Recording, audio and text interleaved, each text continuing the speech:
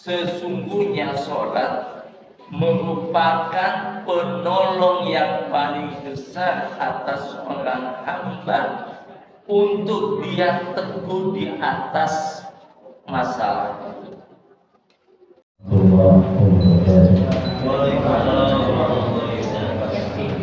Alhamdulillah, nahmaduhu wa nasta'inuhu wa nastaghfiruh wa na'udzu billahi min shururi anfusina wa min sayyiati a'malina. May yahdihillahu fala mudilla lahu wa may yudlil fala hadiya lahu. Asyhadu an la ilaha illallah wahdahu la syarika lahu wa asyhadu anna Muhammadan 'abduhu wa rasuluhu, amma ba'd. Alhamdulillah, alhamdulillah, tiada kata yang pantas untuk kita ucapkan pada kesempatan yang berbahagia ini selain bersyukur kepada Allah Subhanahu wa Ta'ala atas semua karunia dan rahmat dan nikmatnya yang senantiasa mengiringi gerak langkah kita setiap hembusan nafas kita. Terlebih di malam ini Allah Subhanahu wa Ta'ala telah memberikan nikmatnya kepada kita bisa duduk di majelis mulia ini, yakni majelis ilmu. Sebagaimana dikatakan Nabi Sallallahu Alaihi Wasallam, barang siapa menempuh jalan untuk mencari ilmu, maka Allah akan mendatangkan baginya jalan menuju surga. Mudah-mudahan kita yang hadir di majelis ini telah menjadi bagian yang Allah mudahkan untuk memasuki surganya. Salawat dan salam semoga tetap terlimpahkan kepada Nabi kita Muhammad Sallallahu Alaihi Wasallam, pada keluarga beliau, sahabat-sahabat beliau, serta umat beliau. Semoga kita termasuk di dalamnya hingga akhir zaman kelak. Baik, malam ini kita akan bahas sebuah tafsir dari Al-Fatihah tentang surat Al-Baqarah ayat 45. Insya Allah kita semua hafal ayat ini, tetapi kita perlu mengetahui bagaimana para ulama mendalami, menyikapi, menasihati kita tentang pentingnya ayat ini. A'udzubillahi minasyaitonir rajim. Wasta'inu bis-sabri was-salah wa innaha lakabiratun illa 'alal khashi'in.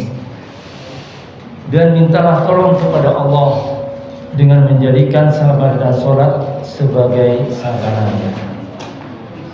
Nah, bagaimana ulama menjelaskan ayat ini tentang pentingnya kita bersabar dan pentingnya kita sholat di dalam saat kita menghadapi musibah, saat kita menghadapi masalah.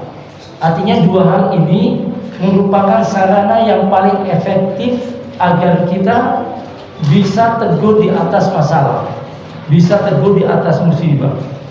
Karena tidak ada seorang pun di antara kita yang akan bebas dari yang namanya musibah, yang akan terbebaskan dari namanya ketidaknyamanan.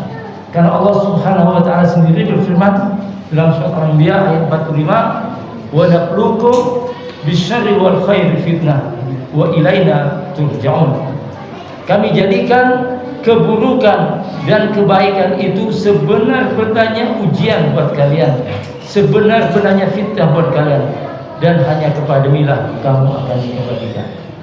Jadi intinya tidak ada seorang pun di antara kita ini yang terbebaskan dari yang namanya ujian.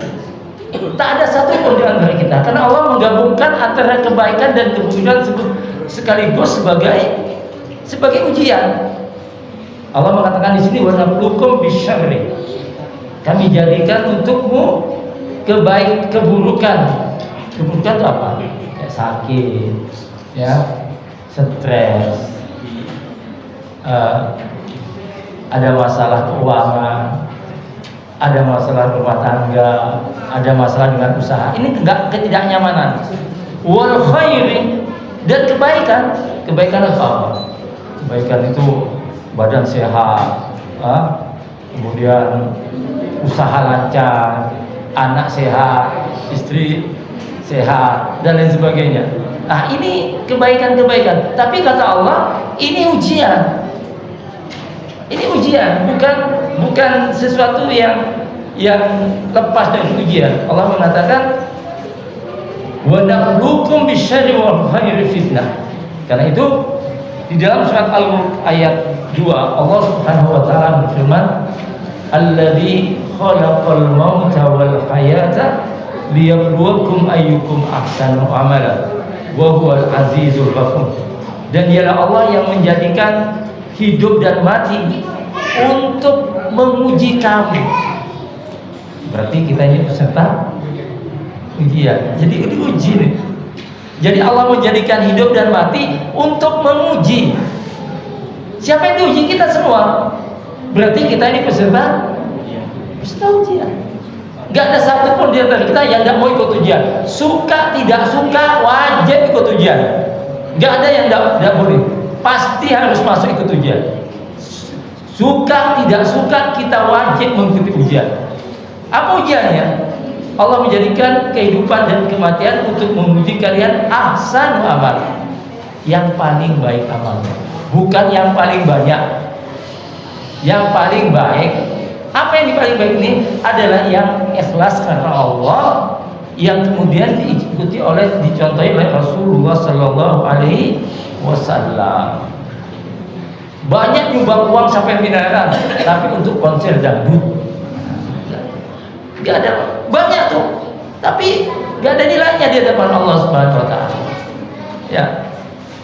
Banyak nyumbang untuk lomba sabung ayam kan. Gak dinilai sama Allah Subhanahu wa taala.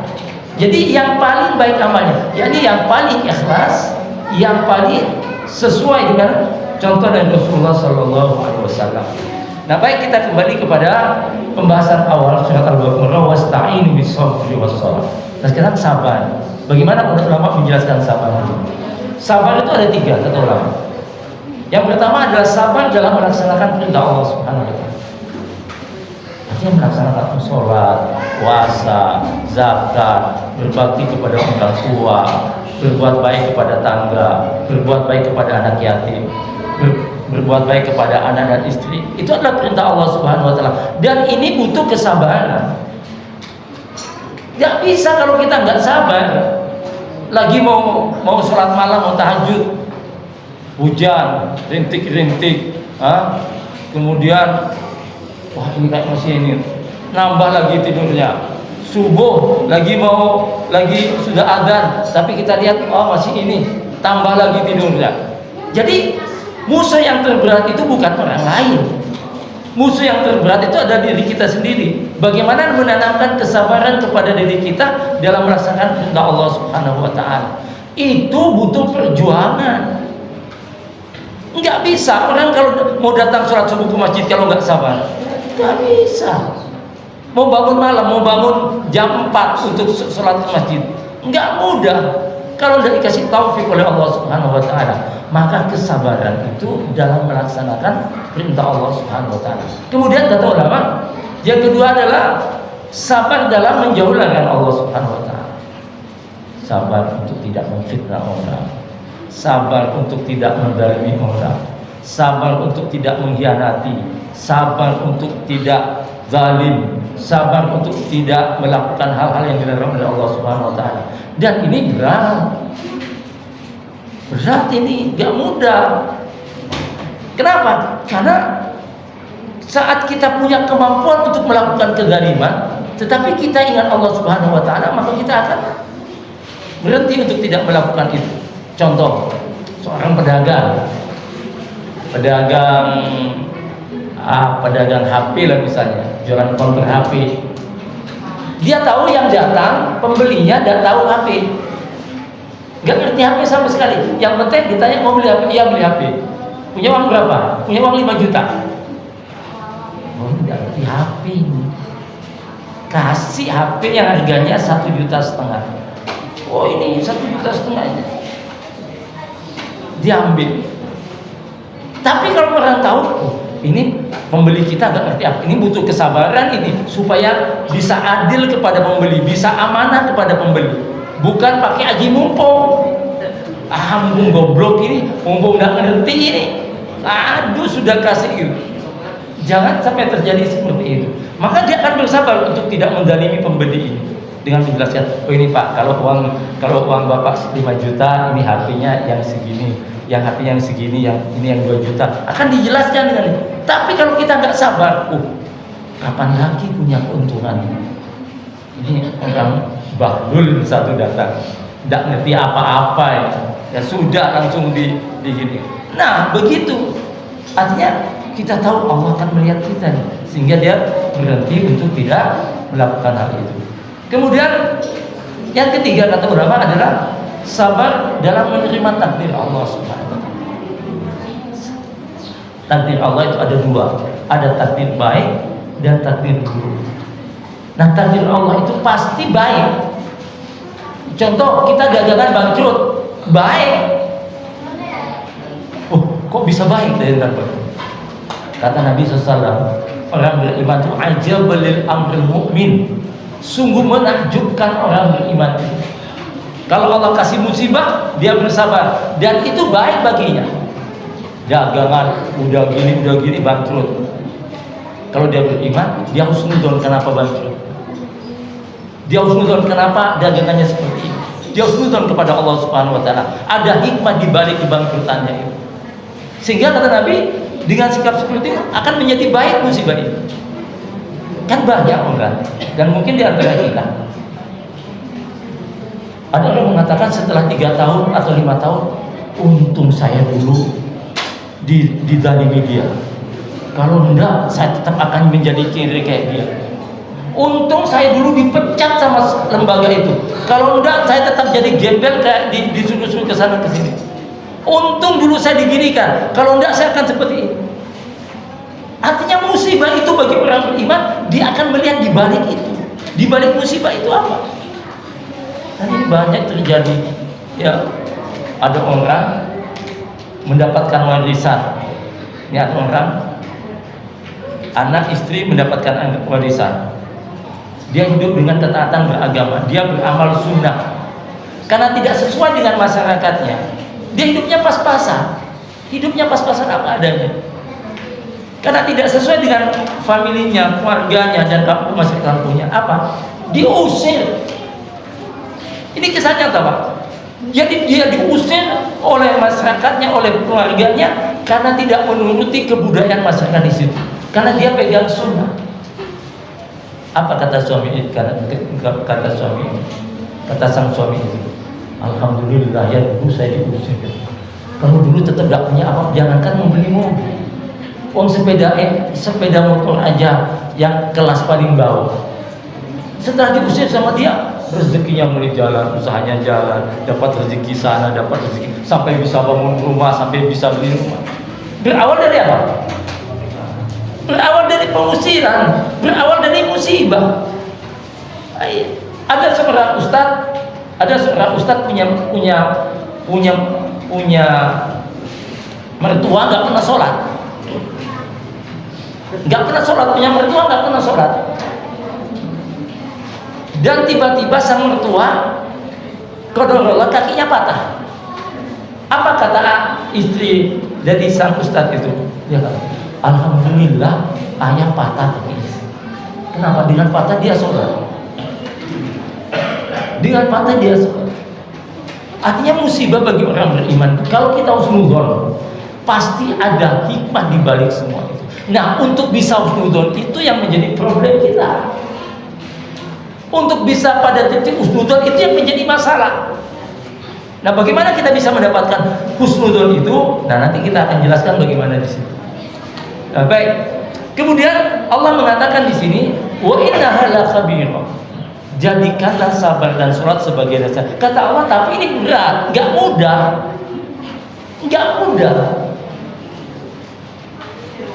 Kita sudah berobat ke dokter, ke paranormal, ke tukang pijet, nggak sembuh-sembuh. Sudah habis biaya bini, biaya begitu. Kata Allah, kata Nabi SAW, kata Allah Subhanahu wa taala, nggak mudah. Orang itu ketika menghadapi manusia bisa sholat, bisa sabar dan sholat itu nggak mudah. Illa alal khosyi, kecuali bagi orang-orang yang khusyuk. Siapa yang khusyuk di sini? Alladzina yadhunnuna annahum mulaqu rabbihim wa annahum ilaihi raji'un. Adalah mereka yang meyakini kalau dia akan ketemu dengan Allah Subhanahu wa taala. Artinya kualitas kesabaran seseorang, kualitas sholat seseorang bergantung dengan sejauh mana kekuatan keyakinannya dia kepada Allah Subhanahu wa taala. Artinya kualitas sabar kita, kualitas sholat kita itu paralel, sejajar, sama dengan kualitas keyakinan kita kepada Allah Subhanahu wa taala.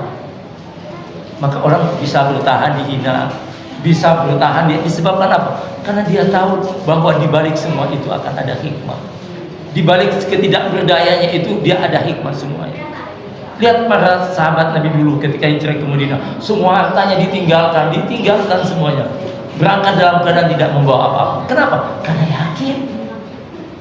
yakin janji Allah Subhanahu wa taala. Yakin barang siapa yang hijrah di jalan Allah, dia akan temukan banyak solusi di muka bumi. Wa may yuhajir fi sabilillah yajid fil ardi mugharaman katsiran wasa. Barang siapa yang hijrah kepada Allah, yang kembali kepada Allah, yang hijrah kepada Allah, dia akan temukan banyak solusi di muka bumi. Jadi problemnya bukan pada bagaimana kita tapi bagaimana kita memiliki persepsi tentang masalah itu. Maka kata ulama di sini dikatakan di sini yu'amiluna min khairid dunya wal akhirah bil isti'anati bis sabri was salat. Carilah kebahagiaan dunia, dapatkanlah kebahagiaan dan akhirat dengan menjadikan sabar dan sholat sebagai sarana. Jadi gak mungkin kita ini bisa meraih kebahagiaan tanpa sabar, tanpa sholat, gak mungkin. Katakan karena Ali bin Abi Thalib radhiyallahu an, sabar itu seperti kepala bagi tubuh. Gimana kepala bagi tubuh? Gimana kalau kepala nggak ada tubuhnya? Busuk, nggak akan memiliki faedah. Jadi kata Ali bin Thalib, sabar itu sebagaimana kepala bagi tubuh. Maka kesabaran itu sebuah keharusan yang harus kita latih, yang harus kita sampai kapan? Sampai ajal menjemput. Maka jangan ada kata, Ustaz saya itu sudah sabar. Iya, masalahnya masalah anak tika. Coba masalahnya masalah kuat tadi, masalahnya besar. Maka jangan ada pernah kita mengusulkan dada, saya sudah biasa bersabar. Sudah, jangan pernah. Karena Allah kalau kasih musibah, kita tidak akan tahu sebesar apa musibah itu. Maka dikatakan di sini oleh Umar bin Khattab radhiyallahu an, as-sabru sabra. Sabar itu terbagi menjadi dua, kata Umar bin Khattab. Kata beliau ada sabru indal musibah, sabar dalam menghadapi musibah. Dan ini hasan, dan ini baik. Tetapi ada yang lebih baik, kata Umar bin Khattab radhiyallahu an, yakni as-sabru an maharimillah, sabar dalam menjauhi larangan Allah Subhanahu wa taala. Kita ini pakai HP, kalau nggak sabar, pakai HP ini banyak larangan Allah yang muncul di HP kita. Kalau kita nggak sabaran, apa yang terjadi? Habis waktu kita untuk menonton itu. Maka kata Umar bin Khattab, sabar dalam menghadapi musibah itu masih lebih kecil daripada sabar dalam menjauhi larangan Allah Subhanahu wa taala. Karena nggak mudah. Sebagaimana saya contohkan tadi itu, pembeli HP yang tidak ngerti dan lain sebagainya. Maka Jabir mengatakan, apa itu sabar sesungguhnya? As-sabru i'tiraful 'abdi lillahi ma usiba fi wa ihtisabu 'indallahi wa raja'i thawabihi. Sabar itu adalah pengakuan seorang hamba bahwa musibah yang menimpanya itu adalah atas kehendak Allah Subhanahu wa taala, dan dengannya dia berharap pahala dari Allah Subhanahu wa taala. Jadi sebuah musibah yang menimpa kita akan kita bisa bersabar saat persepsi kita tentang musibah itu ini datangnya dari Allah. Ini musibah nih, uang saya hilang, tiba-tiba sepeda motor dicuri, tiba-tiba saya difitnah, tiba-tiba saya diginikan. Ini musibah yang Allah tetapkan untuk saya. Nah, saat dia menyadari ini, maka akan muncul kesabaran. pasti Allah memberikan musibah itu pasti ada hikmah di dalamnya. Ya. Kemudian jadi betul-betul menjadikan kesabaran itu sebagai satu pilar bagi kita untuk berada di atas keteguhan. Maka tanpa kesabaran akan susah. Gimana cara? Latih, Pak. Semua kita mesti melatih. Saat kita datang majelis ilmu, kalau nggak sabar, kalau nggak fokus, nggak bisa. Maka Allah mengatakan dalam firman-Nya dalam surat Al-Anbiya, "Wa ma yulaqaha illa alladziina sabaru wa ma yulaqaha illa dzul hazzin 'adzim." Sifat yang baik tidaklah diberikan kecuali kepada orang-orang yang sabar, dan sifat yang sabar itu tidaklah diberikan kecuali kepada orang-orang yang mendapatkan keberuntungan yang sangat besar. Mohon maaf,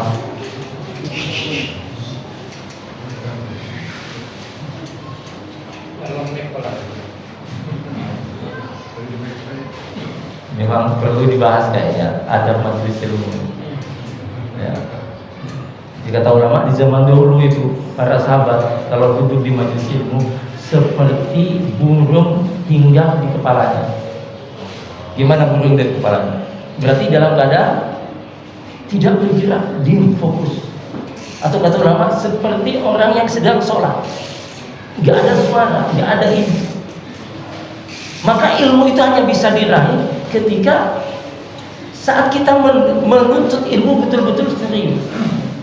Yang dimaksud dengan ilmu nafi' adalah ilmu saat kita menuntut kita bersungguh-sungguh. Maka di zaman para tabi'in, kalau ada orang ngomong di dalam majelis langsung disuruh keluar. Karena kata ulama, ada orang datang ke majelis ilmu bukan dapatkan pahala, dapat dosa dia. Dia datang ke majelis ilmu bukan dapat pahala, tapi dapat dosa. Kenapa? Karena mengganggu orang-orang yang khusyuk menuntut ilmu. Salah satunya bicara. Salah satunya melakukan aktivitas di lain waktu. Ini sekedar ini kepada kita agar kita tidak sia-sia menuntut ilmu. Maka kata ulama, bolehkah kita membawa anak-anak ke masjid untuk menuntut ilmu? Boleh.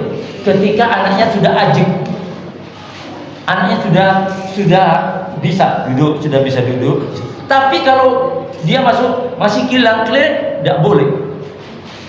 Nggak boleh bawa anak ke masjid kalau anaknya belum bisa terkondisikan, karena akan mengganggu. Ada pertanyaan kepada ulama, bolehkah anak kecil itu sholat di saf pertama? Boleh. Maka dia tidak boleh dikebelakangkan dengan alasan anak kecil. Ketika dia ajib, udah bisa nih sholat, udah tertib, tidak gini, maka tidak ada hak orang tua untuk memindahkan anak di depan ke belakang dengan alasan anak-anak. Tetapi kalau anak kita belum bisa ajib, belum bisa ini, kata ulama tidak boleh. Misal ada sholat. Kita bawa anak di samping kita, Allahu Akbar. Anak kita nangis. Saat sholat, anak sholat kita nangis. Kata ulama, orang tua itu harus dia batalkan sholatnya. Pergi dari masjid, keluar dari masjid. Agar apa? Agar anak-anak tidak mengganggu urusan orang dalam saat sholat di masjid. Itu ada di dalam Islam. Ada aturannya semua. Maka kita akan merasakan nikmatnya itu, mendapatkan itu. Maka betapa indahnya agama kita kalau kita berupaya untuk menaati dengan baik. Baik, kita lanjutkan. Jadi sabar itu adalah sesuatu keharusan yang harus dilakukan oleh kita. Nah, bagaimana dengan sholat? Nah, ulama mengatakan di sini, Ibnu Katsir dalam tafsirnya beliau mengatakan inna sholata min akbaril auni ala sabati fil amri. Sesungguhnya sholat merupakan penolong yang paling besar atas orang hamba untuk dia teguh di atas masalah itu. Jadi orang itu akan teguh di atas musibah, di atas masalah saat dia melaksanakan sholat, saat dia berupaya untuk sholat. Dan itu gak mudah ya.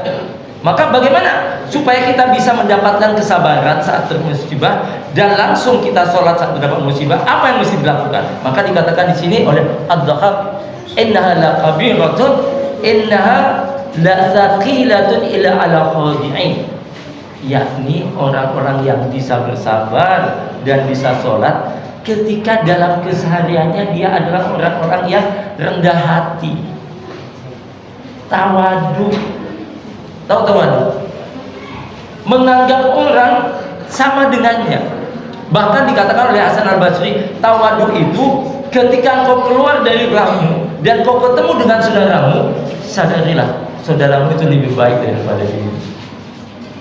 Artinya kalau orang sudah terbiasa tawadu, rendah hati, tidak membeda-bedakan kaya, miskin, pintar, bodoh, dia tetap nyaman diajak bicara, nyaman diajak diskusi, nyaman untuk didatangi. Itu akan mudah baginya saat terkena musibah untuk dia bisa bersabar. Tetapi kalau sudah bawaannya angkuh, sombong, akan sulit untuk bersabar. Kalau sudah angkuh nih, merasa paling pinter, merasa paling suci, merasa paling benar, itu akan susah bisa bersabar saat dia terkena masalah, terkena musibah. Karena bawaannya angkuh. Maka kata ulama di sini dikatakan adalah ketika dia al-khadi'ina, ketika dia punya sikap rendah hati. Artinya baginya semua orang harus dimuliakan, harus dihargai. Kemudian yang kedua, agar kita bisa bersabar dan melakukan sholat, terbiasa li ta'atihi, terbiasa taat kepada Allah Subhanahu.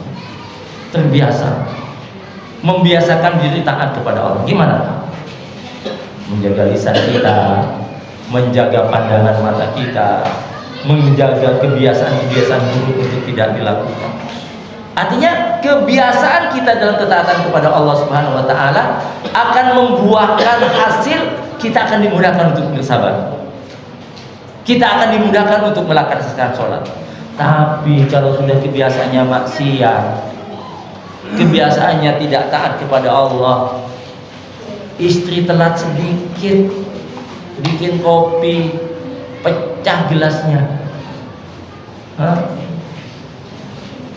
anaknya belum dimandikan, ayamnya sudah dimandikan. Sulit orang seperti ini bisa bersabar saat dia dihadapi musibah. Bawaannya akan ngamuk-ngamuk terus. Ya. Maka kebiasaan taat kepada Allah itu akan membuat seseorang itu bisa bersabar.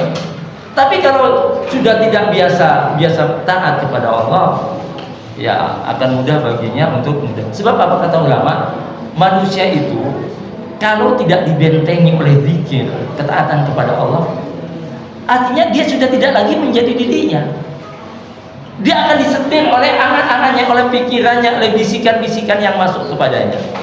Tiba-tiba cek, duduk nyaman-nyaman, tiba-tiba cek, pergi ke sana. Tiba-tiba ngomong kasar.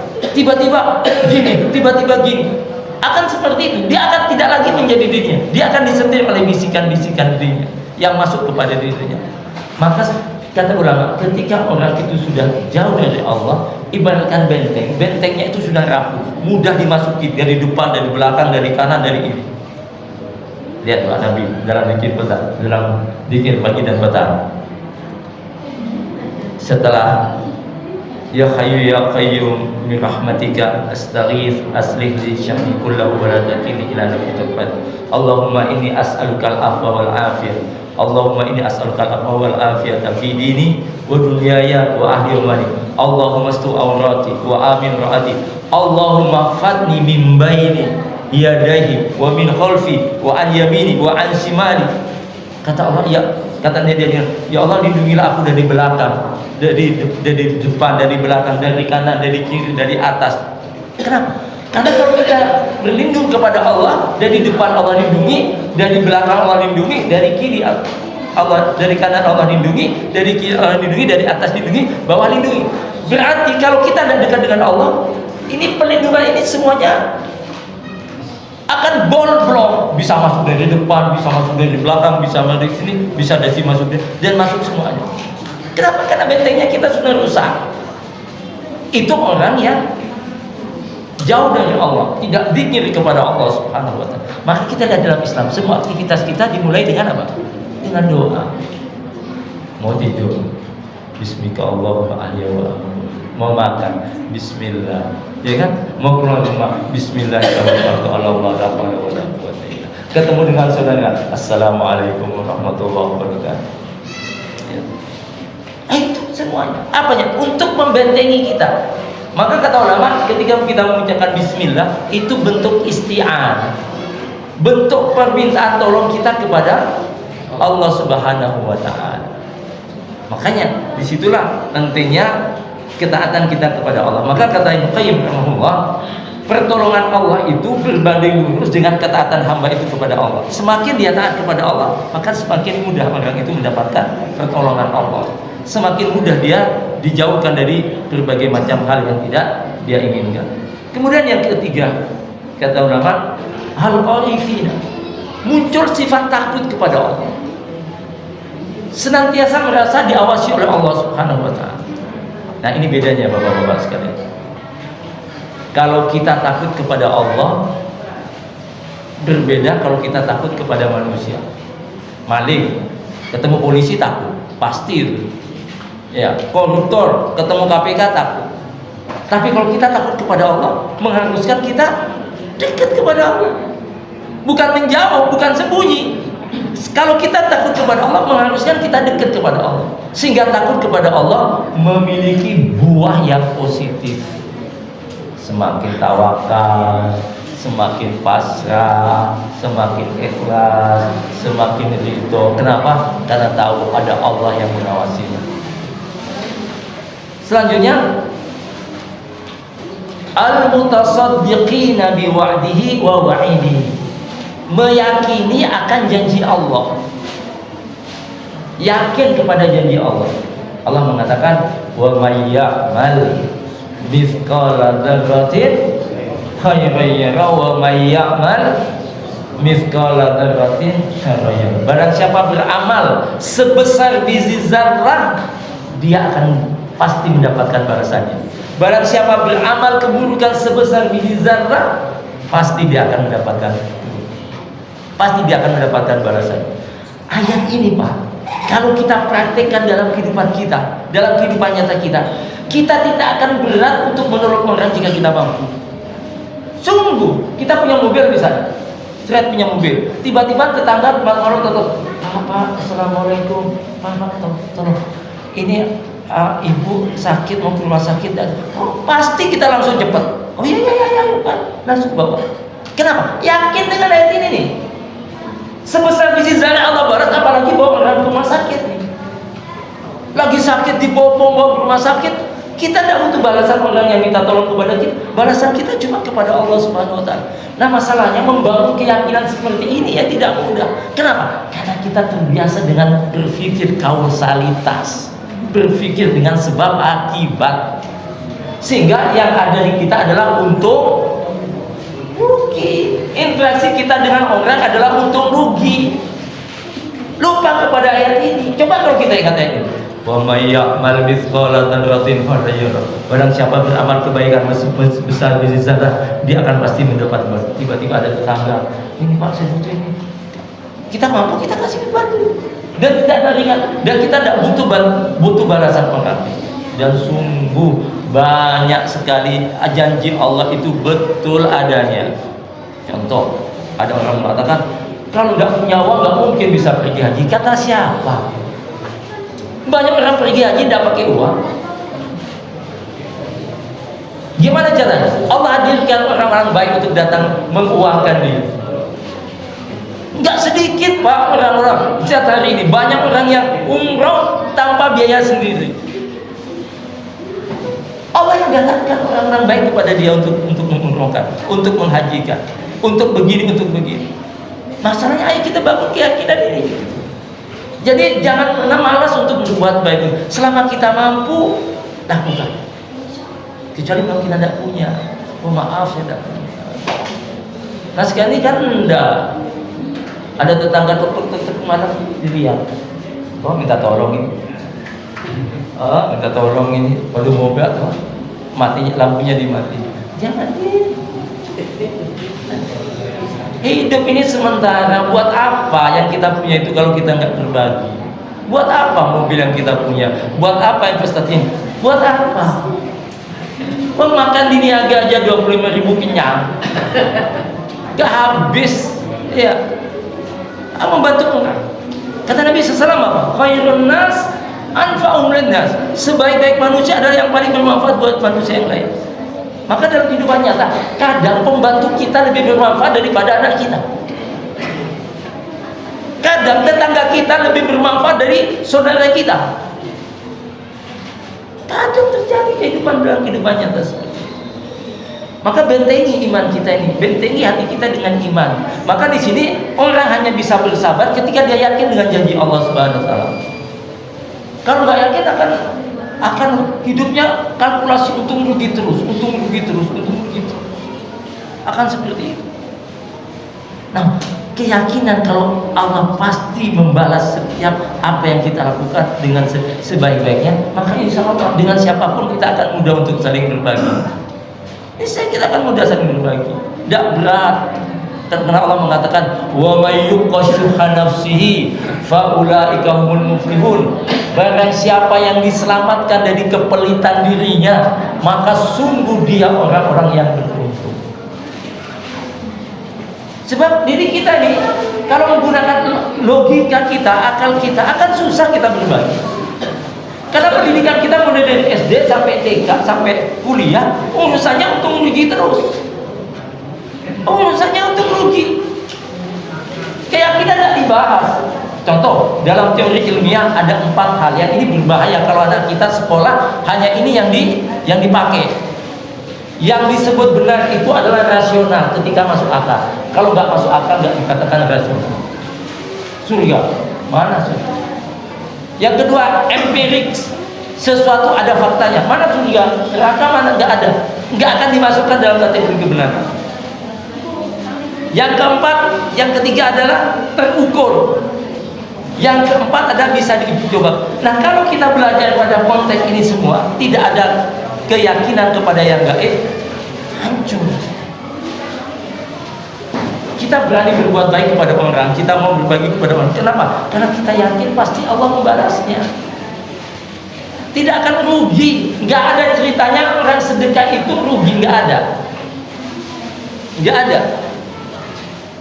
Nah, cuma problem kita adalah kita belajar ini, pendidikan kita hari ini, kita nyaris tidak diajari tentang yang namanya keyakinan. Diajari hanya kuat urusan sebab akibat saja. Kalau kau investasi 100.000 kau dapatkan sekian, kalau kau investasi sekian dapatkan sekian. Itu yang terjadi pada hari ini, maka akan susah.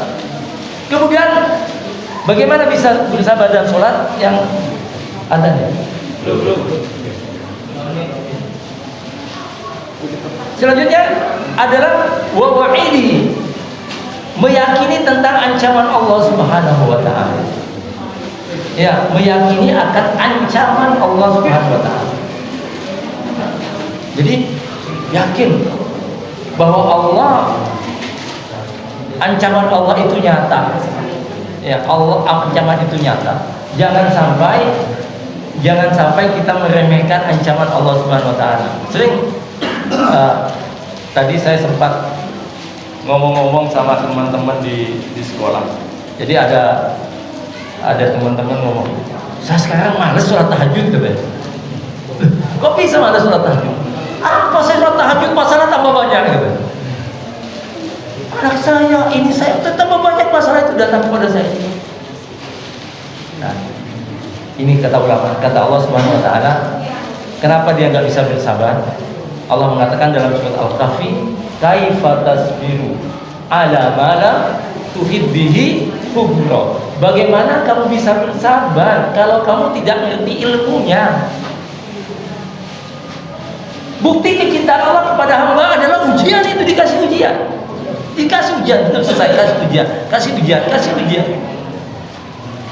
Itu teman saya, dia biasa-biasa kok nyaman-nyaman aja hidupnya.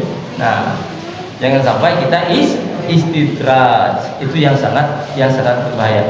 Jadi Bapak-bapak dan Ibu sekalian, kembali kepada tema pembahasan kita, bahwa sabar dan sholat itu dua hal yang harus senantiasa mengiringi setiap gerak langkah kita dimanapun kita berada, dalam apapun kondisinya, karena itu yang diajarkan Nabi Shallallahu Alaihi Wasallam. Jadi kalau Nabi SAW ada musibah, dihadapkan kepada persoalan-persoalan berat, beliau langsung sholat 2 rakaat, sholat sunnah mutlak namanya. Jadi kita bisa langsung sholat di situ 2 rakaat. Nah itu coba kita jadikan kebiasaan kita. Kenapa? Karena kita tidak mungkin bisa menghadapi semua urusan kita dengan cara kita sendiri. Nggak bisa. Tidak akan bisa kita menghadapi problema anak kita, istri kita dengan cara kita sendiri tanpa taufik dan hidayah dari Allah Subhanahu wa taala.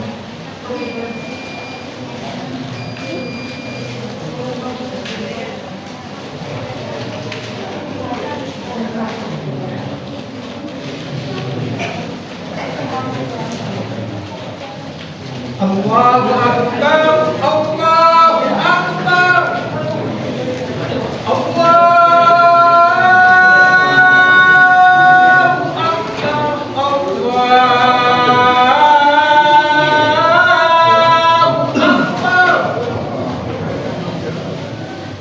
Asyhadu an la ilaha illallah.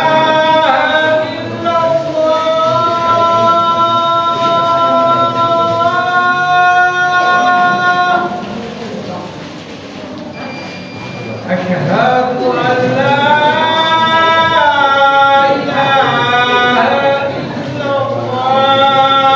illallah.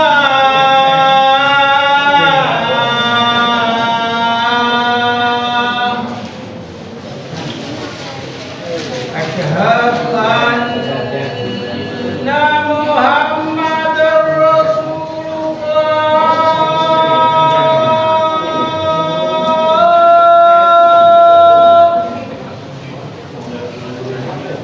Asyhadu anna Muhammadar Rasulullah.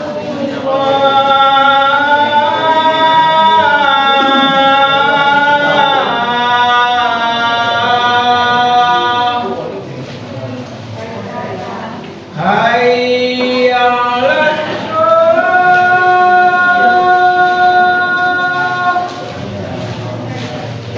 Hayya 'alas shalah.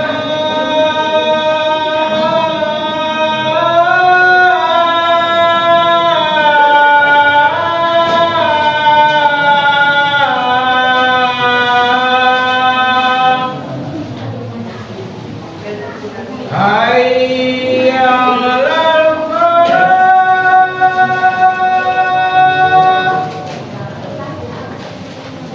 Hayya 'alal falah. Allahu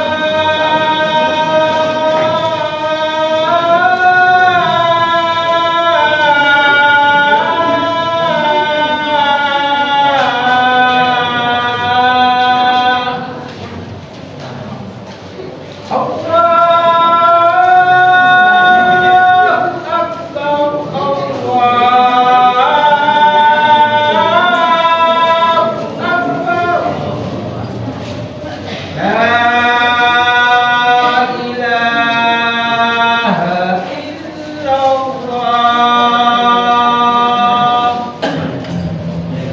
illallah.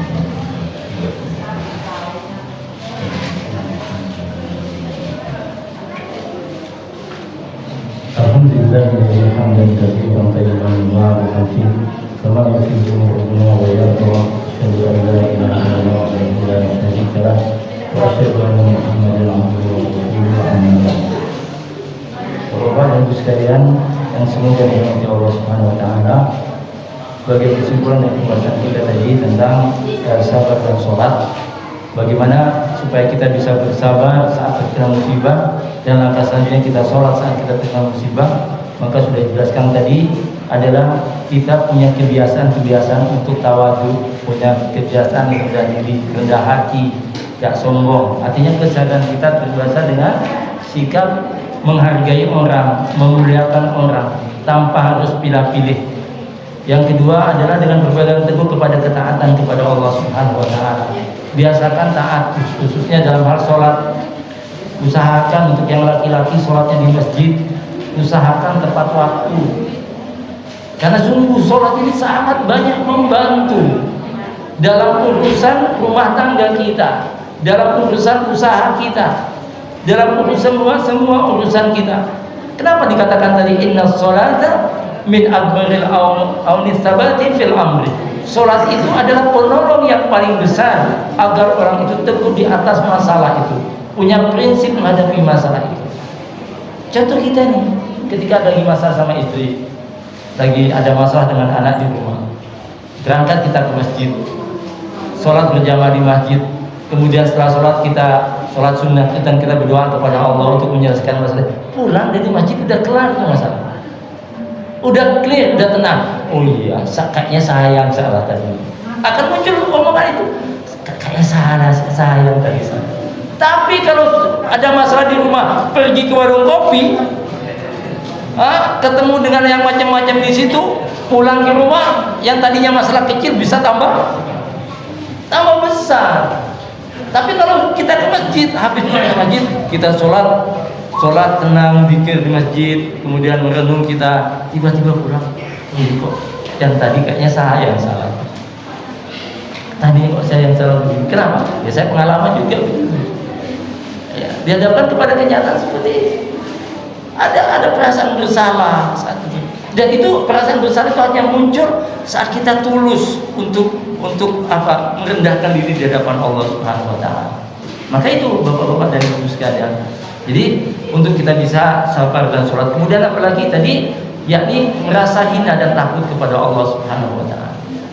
Maka itu Bapak-bapak dan Ibu sekalian, kualitas kesabaran kita, kualitas ke sholat kita itu bergantung seberapa yakinnya kita akan perjumpaan kita kepada Allah.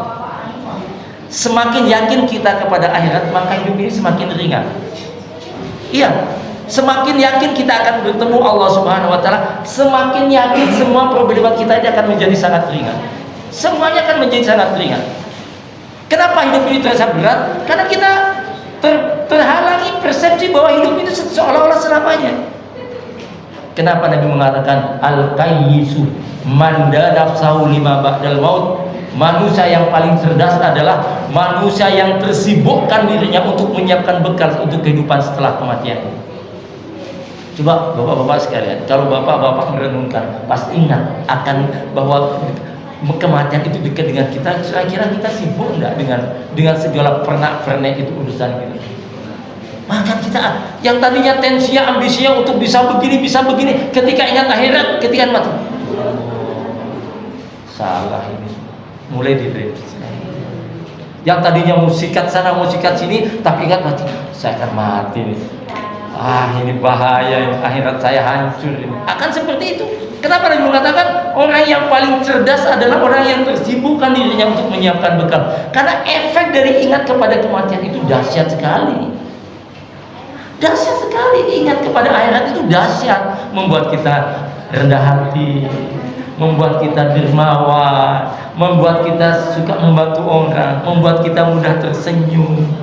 Tapi kalau tidak ingat akhirat, apalagi pangkat ada di sini, punya supir pribadi, punya dokter pribadi, makanan ini,